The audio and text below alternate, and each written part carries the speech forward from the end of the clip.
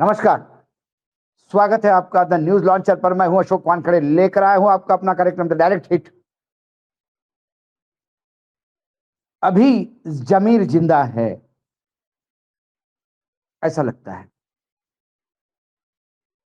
वैसे तो सर्वोच्च न्यायालय के न्यायाधीश को सर्वोच्च न्यायालय का न्यायाधीश कहना ही अपने आप में सब कुछ है, लेकिन वर्तमान में जो स्थिति है न्यायपालिका की, उसमें यदि कोई न्यायाधीश न्याय की बात करता है तो हम उसे धाकड़ न्यायाधीश कहते हैं। ऐसे ही सर्वोच्च न्यायालय के धाकड़ न्यायाधीश पूर्व न्यायाधीश जस्टिस रोहिंटन फली नरीमन ने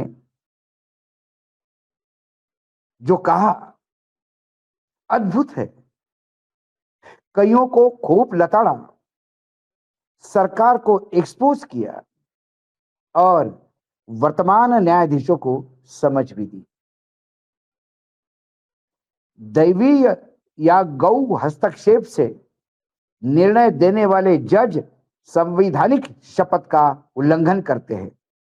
जस्टिस साहब ने कहा, नरीमन साहब ने, कि जो जज कहते हैं कि उन्होंने कोई निर्णय सुनाते समय दैवीय हस्तक्षेप की मांग की, वे वास्तव में उस शपथ का उल्लंघन करते हैं जो शपथ लेकर वो न्यायाधीश बने, यानी संविधान की शपथ। चाहे दैवीय हस्तक्षेप हो या गौ हस्तक्षेप या किसी भी अन्य प्रकार का हस्तक्षेप, यदि कोई जज कोई निर्णय देता है तो वह संविधान की शपथ का उल्लंघन कर रहा होता है। आपको केवल संविधान और कानून की शपथ पर चलना है, और जब आप संविधान और कानून की शपथ पर चलते हैं तो आप निश्चित रूप से ही अपनी नैतिकता भी लाते हैं। बस इतना ही। जज साहब तिरुवनंतपुरम के प्रेस क्लब द्वारा आयोजित धर्मनिरपेक्ष राज्य और बंधुत्व, सांस्कृतिक अधिकारों और कर्तव्यों का रक्षण, इस विषय पर 16वें के.एम. बशीर स्मृति व्याख्यानमाला में व्याख्यान दे रहे थे।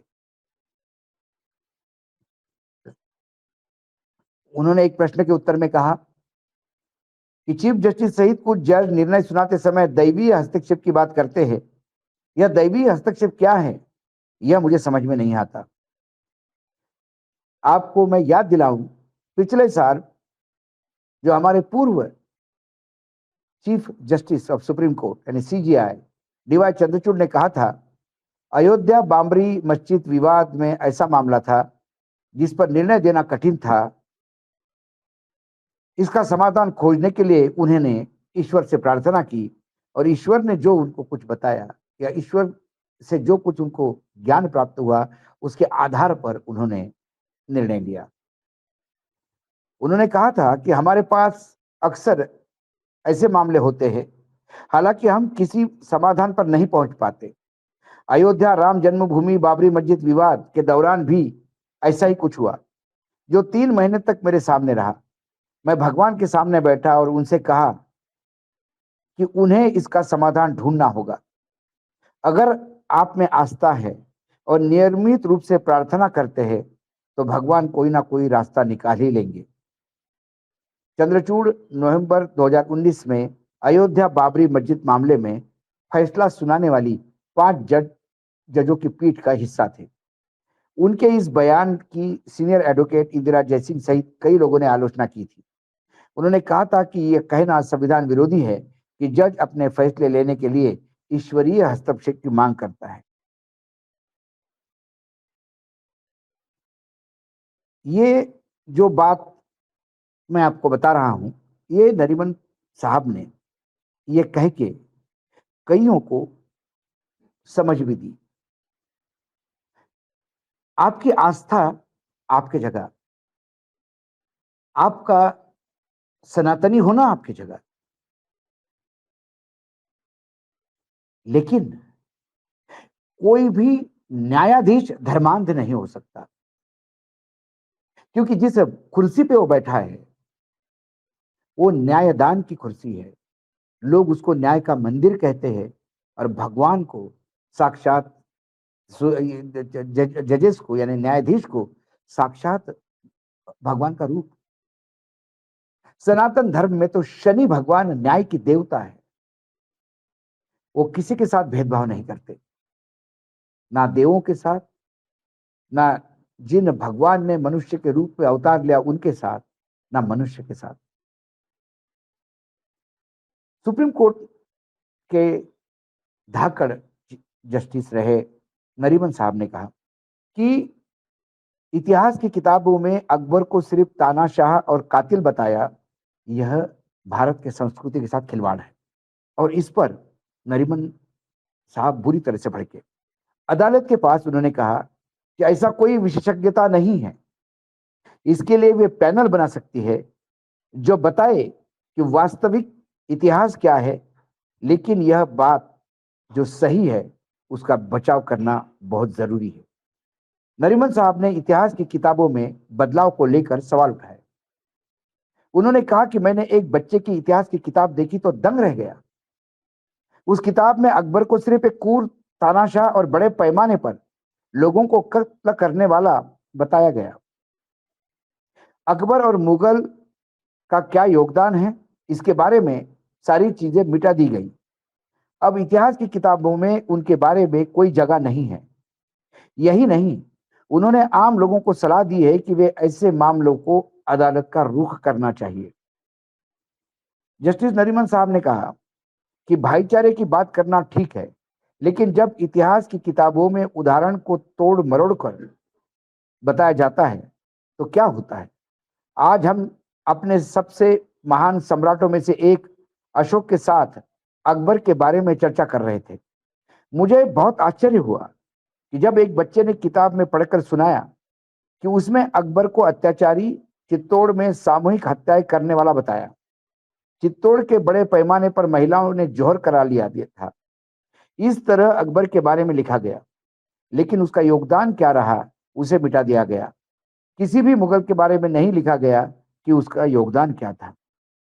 उन्होंने कहा कि ऐसी चीजों का एक समाधान भी हो सकता है कि नागरिक अदालतों का रुख करे।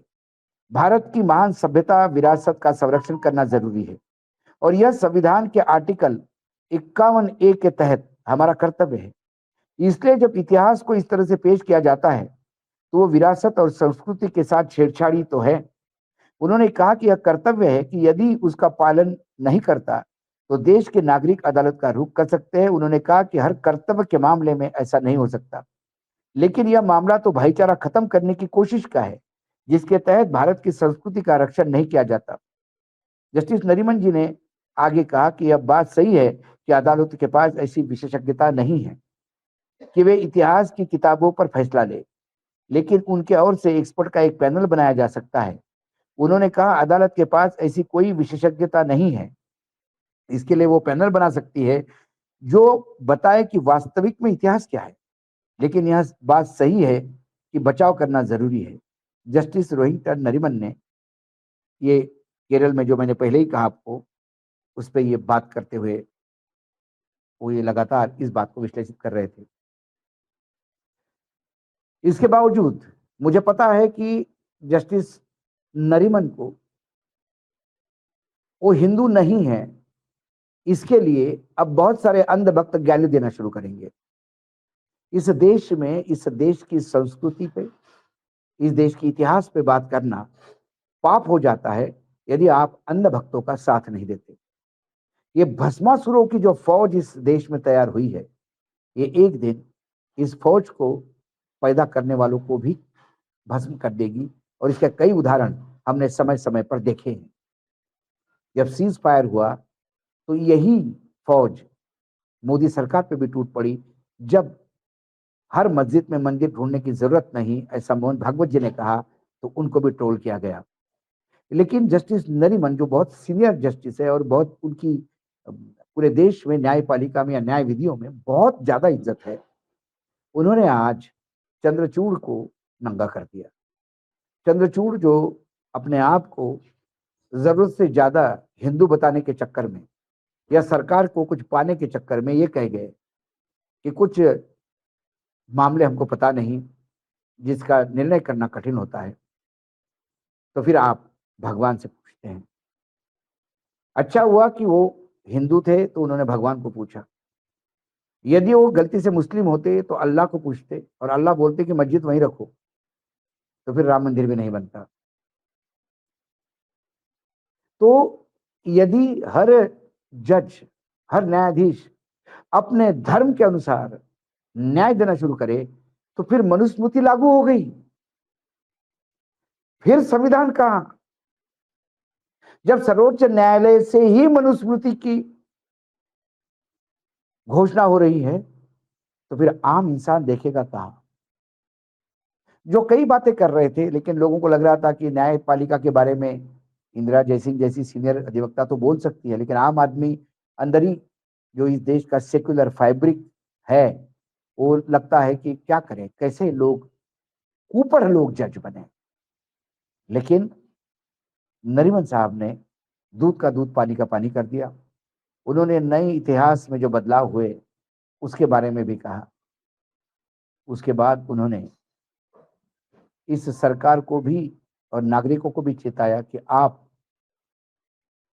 आर्टिकल 51A के तहत बाकायदा न्यायपालिका में जा सकते हैं, अपील कर सकते हैं। लेकिन नरीमन साहब को कौन बताए, साहब हम अपील भी कर लें तो अब सुनने वाले जज नरीमन जी कहां हैं। सुनने वाले जज तो चंद्रचूड़ जैसे हैं, वो हमें पिटीशन लगाने के लिए कॉस्ट लगाएंगे। गरीब इंसान खाएगा क्या, कॉस्ट देगा क्या, ये वस्तु स्थिति है। लेकिन बहुत अच्छा लगा, हमें तो लगता है कि उन्होंने डायरेक्ट हिट किया, लेकिन निर्लज्जता का अमृत काल चल रहा है। हिट कौन होगा, आजकल कोई हिट नहीं होता। हमें हमारे कर्मकांड में कहते हैं कि ये हिट हो रहा है, निर्लज्ज इंसान हिट कहां से होंगे। आज डायरेक्ट हिट में इतना ही, कल फिर आता हूं किसी विषय के साथ। तब तक के लिए नमस्कार, देखते रहिएगा द न्यूज लॉन्चर।